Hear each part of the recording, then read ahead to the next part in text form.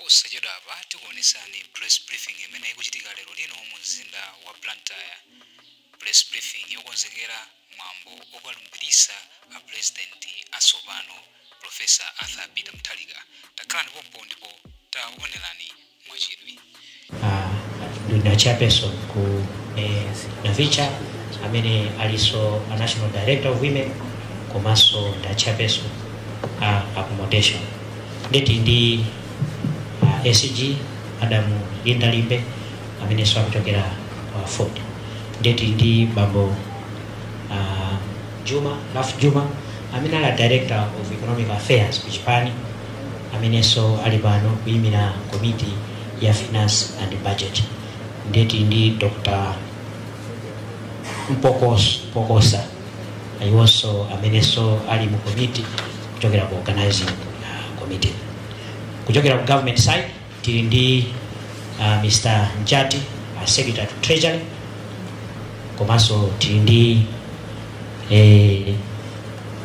Mr. Dr. Polepole Mwaiwawo amene so ali Secretary of Foreign Affairs boma kumeneko komanso kupitira penepo so ku nkhani ya swearing in kapena kulumbiritsa kwa amene ali president elect amene akubwera ngati president kuchokera ku zisako zimene tinaponya ife Malawi pa 16 September. Ndenso kano meneyu kuchitika Saturday imene kubwerayo kuno ku Blantyre Kambuzu Stadium. Ndiye nditero ndisataye nthawi kuti tiyambe zonse bwinobwino ndiyapemphe Honorable Patricia Whiskers kutango pemphera atike mapemphero kenaka ndikadzatero ndidzayitanano ndidzapempha kumpandoku amene ali a chair from the presidential elect kuti atitsekulire mwambo ndi mawu oyambirira titero nditu ndikitaneni bwere kuti mutsekulire mwambo ndi pemphero zikomo kwambiri. Shall we bow our heads and pray? Oyera Mulungu Atate, tikukuthokozani kwambiri chifukwa cha tsiku la lero. Tikudza pa mapazi pano monyadira ndi mokondwa Atate pozindikira kuti tsiku ili la 4 August mu 2020 ife sitimadziwa kuti lidzafika. Koma pokuti inu Yehova munachikonza kuti tidzatero pokuti inuyo ndi amene mwatsankha mtsogoleri wathu Professor Arthur Peter Mutharika kuti atilamulire zaka 5 zimenezi komanso zaka zina zomwe zikubwera kutsogoloko tikukunyadirani tikukuthokozani. Atate ife tutasonkhana pamalo pano kuti tigawane ndi anzathu atolankhani komanso mtundu wonse wa Malawi mene ife ngati chipani cha DPP komanso dziko takonzekerera kulandira mdalitso umenewo. Tikukupemphana Atate kuti tisanayambe mwambo wonse tumizani mzimu wanu woyera ufike mchipinda chino. Ufike pakati pa utsogoleri wonse wa DPP uyang'anira amayi wonse ochokera ku chipani cha DPP amene akhala kuyankhula pa msonkhano uwu. Atate azimayi owongoka bwino olimba mtima amene adapereka moyo wawo kuti atumikira Malawi. Adalitseni azibambo onse kuchoka ku chipani chimenechi amene akhala kuti yankhula posachedwa apa. Dalitsaninso atsogoleri athu kuchoka kumbali ya boma pamene agawane nafe mmene takonzekerera kutenga chinthu chimenechi kupita patsogolo. Adalitseni atolankhani athu kuti afunse mafunso oyimirira zokhumba zenizeni za Malawi. Atate tikuyika mwambo umenewu m'manja mwanu mu dzina la Yesu Khristu tapempha ichi. Amen. Amen. Amen. Titokoze Honorable Patricia Whiskers ifa pemphero lanu. Mwambo ukubwera Saturday pa 4 October. Ndiye titero kuti mosataya nthawi ndipereke kwa Honorable Matanga kuti atsekulire mwina ndi opening remarks for this press briefing. By the way, mwina sina zichule zina your usual person Shadrack Namalomba National Publicity Secretary kuchokera ku chipani cha DPP. Over to you, Madam Honorable Dr. Jean Matanga. Thank you. Thank you so much.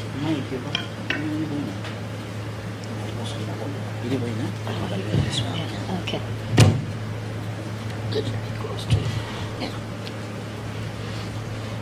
Zikomo kwambiri ndiyambe ndi kupereka ulemu kwa amene mukuyimira boma Mr. Hedwig Njati, Secretary to the Treasury. Ndipereke ulemu kwa Dr. Polepole amene muli Secretary ku Minister of Foreign Affairs. Ndipereke ulemu kwa Mr. Chamwaka amene muli Secretary ku Ministry of Information. Komanso ndipereke ulemu kwa nzanga amene choka ku Chipani. Ndipereke ulemu kwa Honorable Samia Suleiman amene muli Secretary General a Chipani cha Afford. Linda Limbe amene muli Secretary General a Chipani cha Afford. Lepa nagwira chito ndalinda kunje. Ziko mwambiri ndipekeso ulemu kwa Honorable Ralph Joma amene muli Director of Economic Affairs ku Chipani cha DPP. Ndipeke ulemu kwa Honorable Mpokosa amene muli Vice President a Chipani cha NTP mwandire ulemu wanu. Ndipeke ulemu kwa atolankhani onse amene achokera ku nyumba zolutsira mawu zosiyana moni nonse. Ine ndifuna ndithokoze nonse chifukwa chakubwera kwanu atolankhani ku sonkhano wathu mkumano wathu umene takuonza ifeyo azipani komanso umugwizana ndaboma. Ife tutazipani chifukwa kuti pakali panopa tikuyimira azipani zingapo zimene tinali mugwirizano. Tili mugwirizano pachisankho chimene changotha kumenechi chimene tikubweretsa tsopano president wa nyunyu amene ali president number 7 wa dziko la Malawi ndiye ameneyo ndi Professor Arthur Peter Mutharika. Ndiyeno monga momwe mukudziwira takhala tachokera kuchisankho chisankho chimene chisankho chopambana kwambiri chimene chinachitika pa 16 paja. Ndiyeno chisankho chimakhala ndi ndondomeko. It's a process. Timene tichoke pena tifike pena, tichoke pena tifike pena. Ndiye pakali panopa chisankho chitachitika dziko la Malawi litasankha atsogoleri ake amene tonse tikudziwa nda Professor Arthur Peter Mutharika kuti akhale mtsogoleri number 7 wa dziko la Malawi, komanso a Vice President athu Honorable Jane Asa amene akhale a Vice President athu, komanso tinasankha ma members of parliament osiyana ma constituency onse 229 kuchoka ku Chitipa mpaka ku Nsanje. Tinasankhaso makhansala amene tili nawo maodi athu onse dziko la Malawi. Ndiyeno ndondomeko yathu ya president wifika pakutha ngakhale no bungwe la Electoral Commission alengeza zotsatira. Kwinako alengeza ngati kuma MPs athera pompo, makhansalaso alengeza pompo azithera pompo.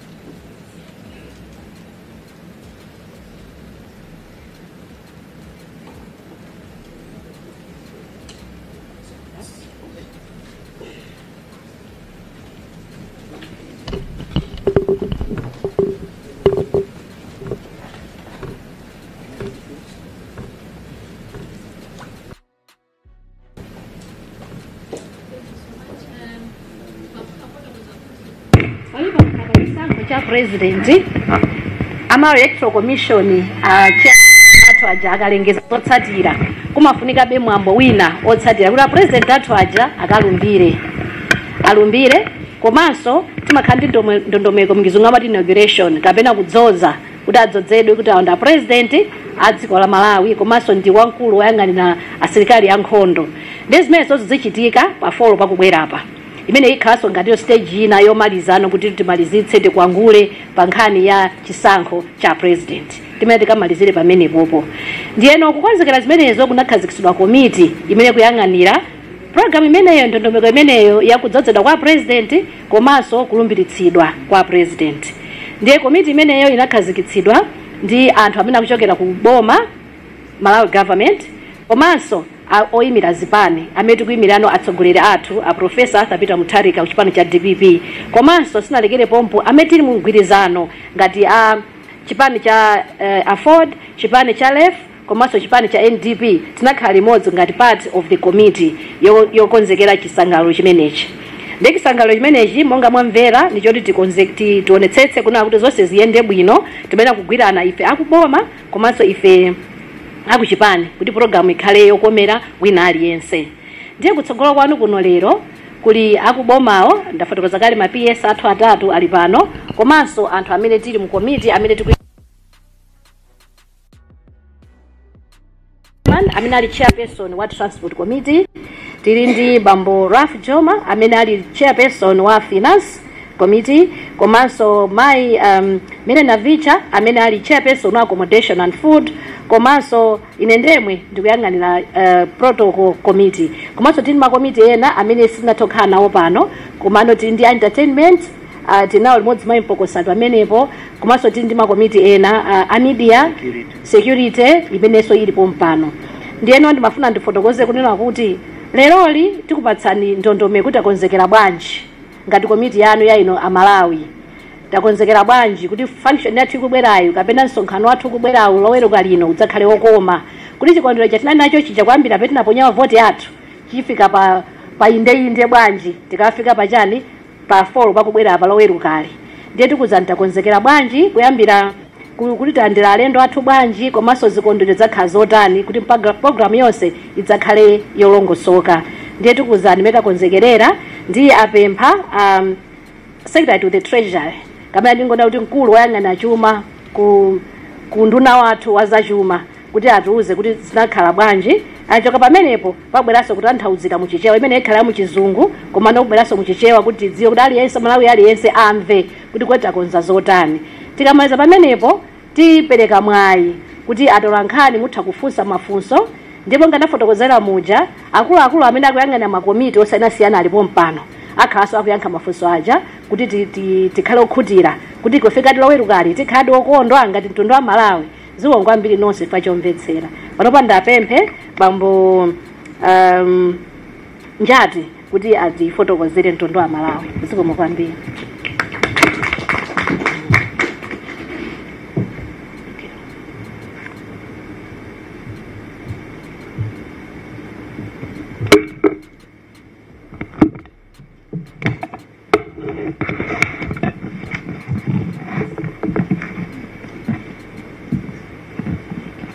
Thank you very much, Madam Chairperson.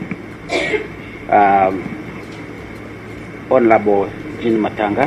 Keep this mic close to you. This one. Honorable Samir Suleiman. Honorable Mirena Vicha. Honorable Linda Kunje. Honorable Limbe. Yes. Okay. Honorable Raf Joma. Honorable Mpokosa. I also take condition of the Secretary General for Afford, present with us here. I don't know whether I've muted it. Colleagues from government, Secretary for Foreign Affairs, Dr. Polepole, and Secretary for Information.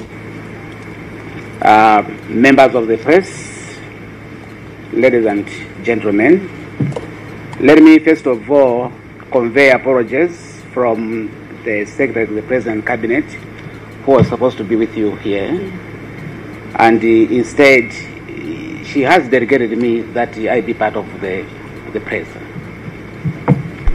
Once again, good afternoon. At the outset, allow me to express my sincere gratitude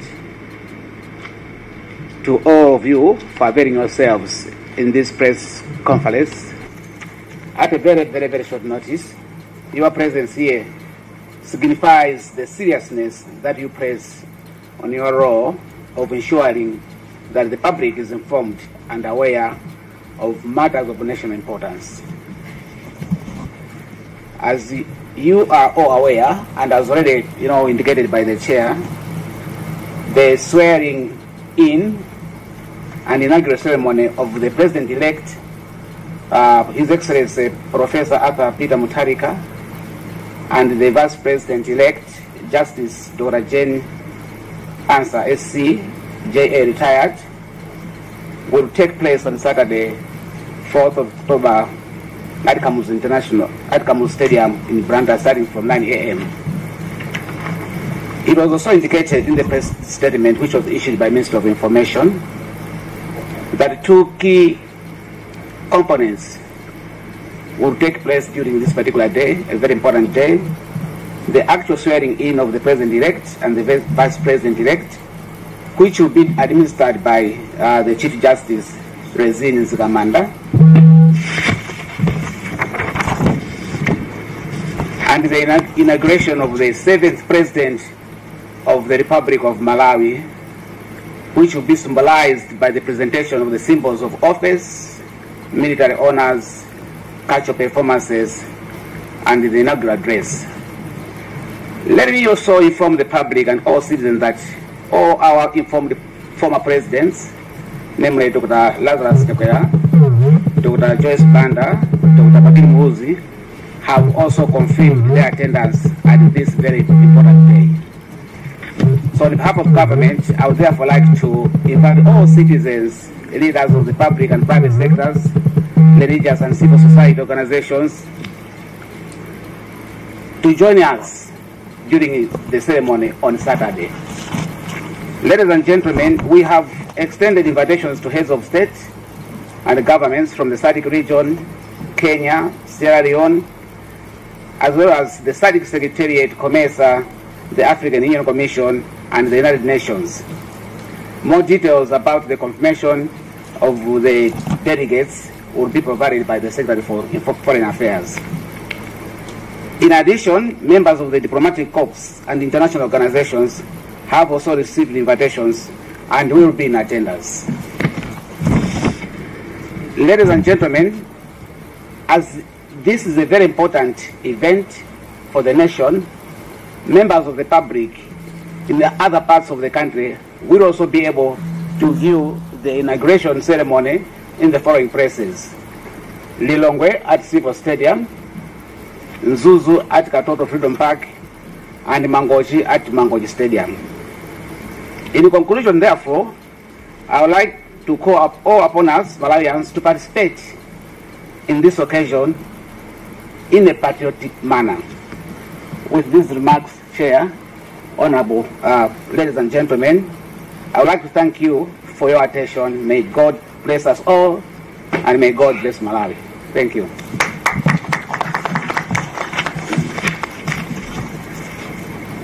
Muna tingo kamba ufangono kweza zambiri wanenakala Chair kuti choyambirira tikuthokozeni popeza nthawi yanu kuti tikhale limodzi pa press briefing iyi kuti tipereke progress zokhudzana ndi kulumbiritsa komanso kudzoza a president athu a number 7 a dziko lino. Monga nanenera kuti kudzakhala zinthu ziwiri, choyambirira kuwalumbiritsa komanso ndi kuwadzoza. Koma chachikulu kwambiri nchonena kuti iyi ndi nkhani yabwino kwambiri, ndi chinthu cha mtengo wapatali, n'chifukwa chake Amalawi onse akupemphedwa kuti kusangalala uku nafeso zitengeko mbali zambiri wakambakala Chair. Zikomo kwambiri.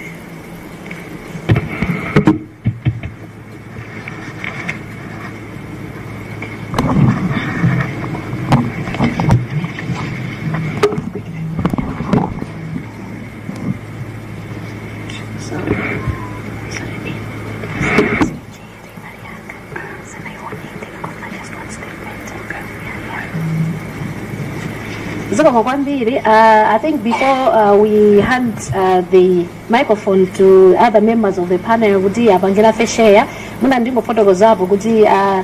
this inauguration will be held under the theme, The Great Return to Proven Leadership. This is just to remind us all.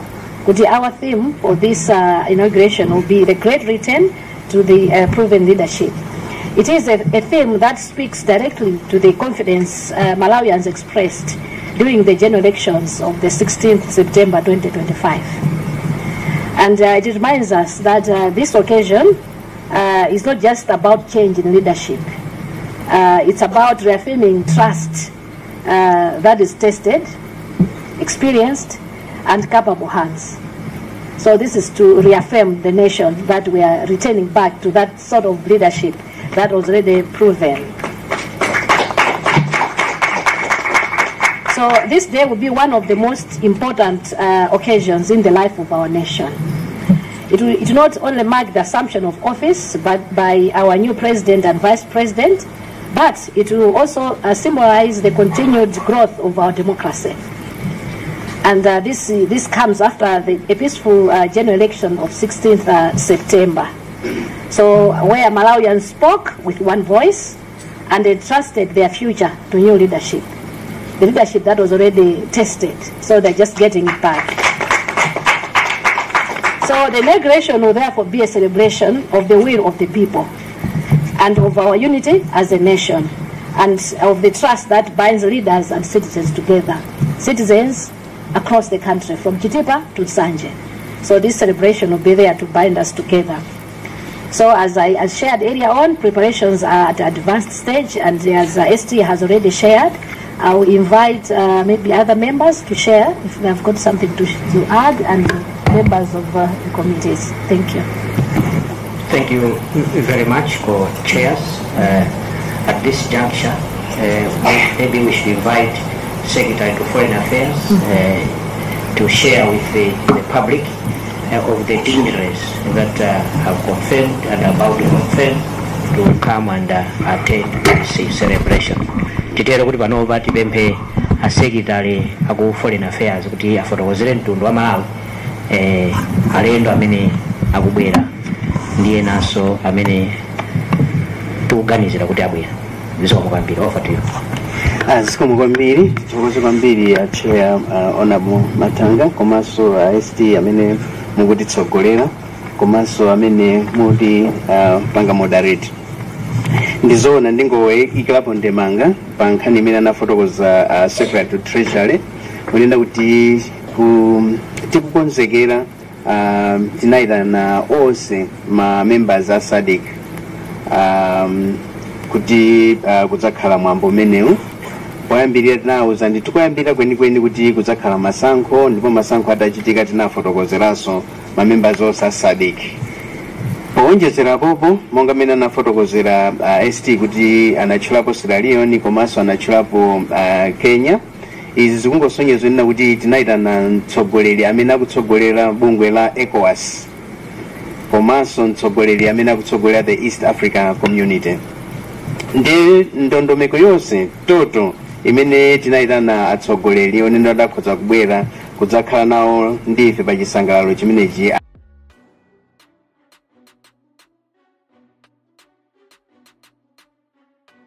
na 17.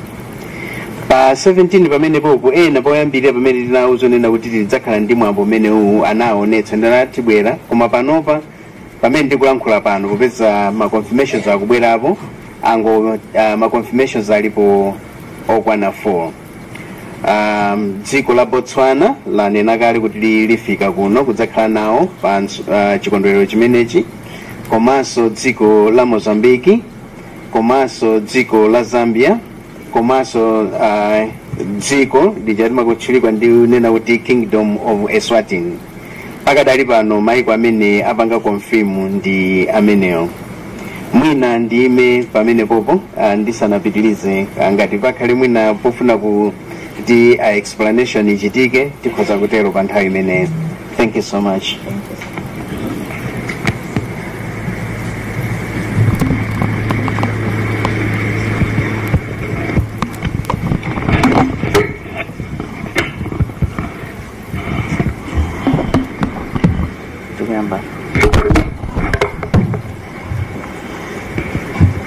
Zikomo kwambiri akuluakulu onse maulemu onse akhale m'malo mwake. Mangofuna ndi akonze pang'ono amati maiko achita confirm ndi 4 atsogoleri amene akubwera achita confirm ndi 4. Maiko ena awa kutheka atatumiza mwina ma vice president komanso mwina wayimirira. Kumbali ya ku transport tinene kuti zonse zikuyenda bwino. Zonse zili mchimake. Zikuoneka kuti nzathu akuboma mwambo anaweyamba ndithu kukonzekera pakanthawi ngakhale panali kusintha kwina ndi kwina makamaka kumbali ya venue. Koma zonse zagwirana, tikugwiranawo limodzi, tikukonza limodzi. Chimodzi chimene mafuna nene ndichonera kuti tinalandira instructions kuchoka kwa Professor Arthur Peter Mutharika amene anatiuza kuti tapitani mukhale nawo limodzi. Ndikufuna kuti musachuluse zochitika makamaka ku nkhani ya ndalama. Dziko lathu tikulira kale, dziko liatisira pa moto. Tapitani mukaone kuti pamene mungathe kupanga save ndalama ya misonkho mukayesese kuti function ikhale yabwino, koma ikhalenso yoti tisaonongepo chuma kwambiri. Ndi zimene tikusatira panopa kuti tionesese kuti zitheke zonse muno bwino, mwambo wonse ukhale wabwino, koma kuononga kwathu kwa ndalama kukhalenso kuaganizira Amalawi. Izi zimene tikupanga m'makomiti onse, I think zinazo anena okha macheya. Koma kumbali ya transport Malawi ndithu konzekani kuti Saturday tikhala ni mwambo okoma ndithu pa Chichiri Stadium. Ine ndilekezeka ipopo ndiapase soma yanzangawa kuti nawo anenepo mawu amodzi kapena awiri.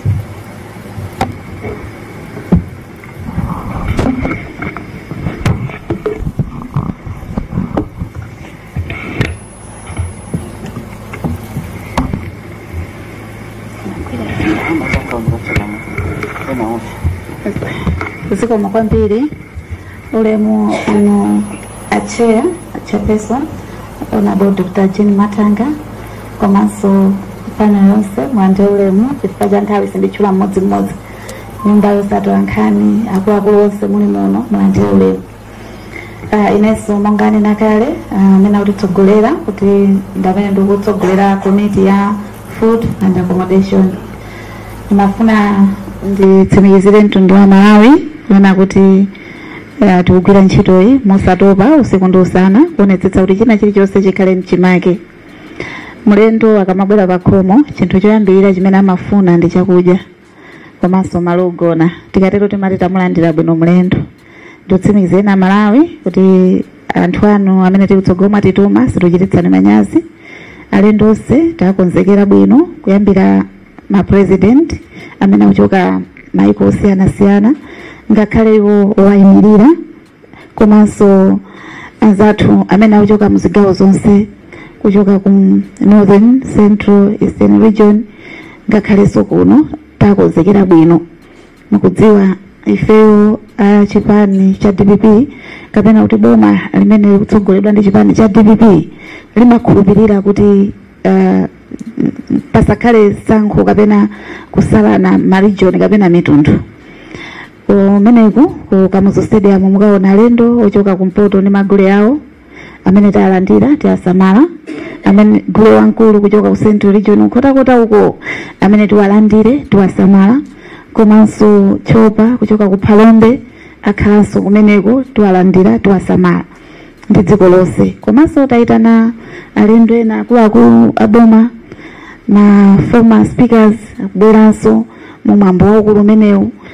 Ichi chili mangofuna ndipereke chithunzithunzi chifukwa chona kuti nthawi zina anthu timaganiza kuti mwina poti president wachoka Southern region ndi kuti tingoyang'ana za Southern region. Ayi, komanso mwamva cheya kukamba kuti kumeneko kukhalanso ndondomeko yapaderadera kumene anthu akasonkhane pa Civil Stadium, kumene akasonkhane pa Katoto kakhale ma big screen kumene anthu akakhalenso akuonera mwambo. Choncho Amalawi kumphepo zonse zinayi dziko lonse chilandireni chinthu ichi ndi chimwemwe, chinthu chimene tinachiyembekezera nthawi yayitali. Mulungu watipatsa president wathu wafika, President Professor Arthur Peter Mutharika, ndipo tsiku limene pamene akulumbira akulowa mu office kuti agwire ntchito. President amene wakonzeka kuyankha mafunso amene Amalawi tinali nawo. 3 days 4 days yokhayi nditsimikizire nyumba ino ndi dziko lonse mphepo imene ikumba kunjako njachilendo ati tivomere tizinenazo mphepo yasintha. Amalawi timakhala ngati china chake chatitsamira koma tapepukidwa tsopano kungolowa adadi pampando dziko lasintha ndithu tikupuma bwino fuel wakweradzana tikumvetsetsa kumene tikuchokera zikonzeka zinazo sitikuyankhula zonsezo koma Amalawi tikumvetsetsa kuti yayi ambuye zikomo ndi dadi ndikukhulupirira kuti akonzeka kuti gwira ntchito yabwino imeneyi. Committee ya food and accommodation yakonzeka kugwira zikomo kwambiri.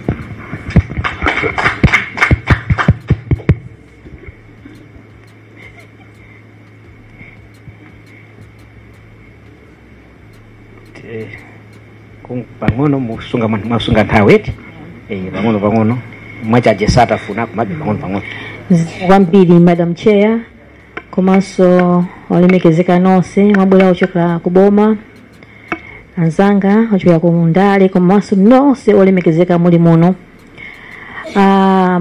Zambiri yankhula kale anzanga inenso ndingoyekera ndemanga kuti ndizoona adi ine monga mmodzi wa member a main committee dongosolo lonse lakonzeka bwino kukonzekera celebration imeneyi monga tonse tikudziwa tinachikhazika kuti chisankho chathu chikhale cha bata ndi mtendere ndipo zonse zayenda bwino ndi bata ndi mtendere. Chimodzimodzi tifuna tikulimbikitseni nonse amalawi anzathu kumene muli kuti tipitirizeni kusunga bata limeneli ndi mtendere umeneli pamene tikuyembekezera chisangalalo chimenechi kuti chitafika pachimake loweruka pamene tikaone kuti mtsogoleri wathu amene amembekezera amene tamupotera akalumbiritsidwa. Ife tungofuna tilimbikitse chimenechi kuti chikondwerero chathu chipitirire kukhala cha bata ndi mtendere komanso kukuyamika nonse amalawi kuti tinakavota bwino. Zikomo kwambiri. Mina acheya afinansi musanayankhule iniyo mukangati mu tsendera kina katika apatse acheya athu a organizing tapatse acheya a entertainment nakasimafuza ndalama zimabwera kumapeto zikomo kwambiri ndithu. Olemekezeka acheya athu komanso ma secretaries principal secretaries ama department ya boma amene muli nawo pompano ndi anthu ena onse olemekezeka amene tili pano. Ife a entertainment monga amene takonzekera ndionena kuti magule akhala kulandira alendo athu olemekezeka ma points osiyanasiyana amene atafikire komanso tionetsetsa kuti anthu akhale entertained kumalo kwina kulikonse kumene anthu akumane ma overflow monse taonetsetsa kuti kumene konso kukakhale anthu amagule osiyanasiyana. Tikufunitsitsa kuti amalawi akondwere. Ichi ndi chisangalalo chabwino, return to proven leadership ndi chinthu chonena kuti tonse tisangalale. Apapa simaliro awawa ndi chisangalalo, so tikupanga zokuti anthu azasangalale. Nde ena amene sangathe kufika ukamzo stadium kuma overflow kukakhalanso magule kumene azifika alendo athu kukhala magule konseko tionetsetsa kuti anthu akhale entertained asangalale tikondwere. Zikomo. Yeah, so Chair, I just wanted to mention something about the supply side, since we have heard much about the demand side of this event. So representing the Committee of Finance and Budget, I wanted to reiterate the fact that we have been given strict instructions that we must not be extravagant. So the first thing, of course, is to realize that this event is a very big event. It is a memorable event, and it's supposed to be colorful. But at the same time, we also realize that economic-wise, this country is at its lowest point. So it is important that we have in mind utmost prudence and rationality as we spend for this particular event. So I just wanted to say that our committee, the work that it is doing there at the civic offices is to do budget hearings. So we are receiving budgets from different subcommittees, scrutinize them. So whatever is not necessary, we are striking it out. Whatever has been unreasonably priced, we are doing renegotiations and see if we can reduce the price or simply strike it out. But we can assure Malawians that the event is going to be memorable and to be colorful, but at the same time, we are going to do it with utmost austerity. Yes, we can host foreign presidents with rationality. It is possible. We can do whatever we want to do, and it will be done, but with utmost prudence. So I just wanted to assure you that that's what we are doing. But the second point that I want to mention is that despite a budget or a budget line being approved, the actual expenditure shall be based on the actualization of that activity. So on the need, on the production of the legitimate invoice. So you can approve a budget, but if that activity has not actualized, that money will not be spent. The last point, Chair, what I want to mention is that all expenditures for this event shall be subjected to audit at the end of it all. Thank you very much. Titokoze ma panelist athu ndikulubira ngati chair muli ndi mawu womaliza mutha kuyankhula komanso ndikuwapatsira a secretary to treasury komaliza tikatero ndiye titsekula nthawi ino yakuti no atolankhani athu mutha kufunsa mafunso titero kuti nthawi ino ngati muli ndi mawu ayankhuleni amalawi zikomo kwambiri. Ndimafuna ndimalize ndi motere kuti malo mwa secretary general achipani chathu cha Democratic Progressive Party ndi akuluakulu onse ndifuna ndatsimikizire mtundu wa Malawi kuti the team remains firmly committed to ensuring that this event is remembered for years to come as a moment of pride and renewal.